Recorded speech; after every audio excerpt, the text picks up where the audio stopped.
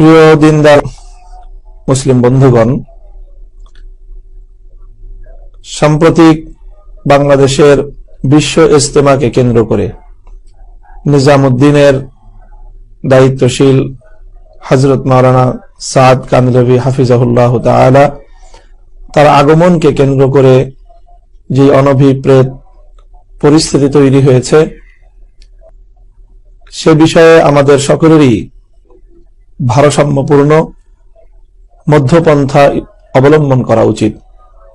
মাওলানা সাদ কান্দিলভি সাহেবের সম্মান এবং মর্যাদার প্রতি লক্ষ্য না রেখে তার এবং তার পূর্বপুরুষদের ইসলাম এবং দাওয়াত এবং তাবলীগের মেহনতে তাদের যে অবদান, সে বিষয়গুলোকে ভুলে গিয়ে নানা ধরনের অশোভন উক্তি এবং বিভিন্ন ধরনের মর্যাদা হানিকর মন্তব্য এবং বিশেষণ এবং অভিধায় তাকে অভিহিত করছেন। এ বিষয়টি আমাদের সকলেরই পরিহার করা উচিত। যদি কারো দ্বারা অসচেতনতার কারণে ভুলক্রমে এমনটি হয়ে থাকে, তাহলে আমরা সকলেই এ বিষয়টিকে প্রত্যাহার করে নিব, রুজু করে নেব।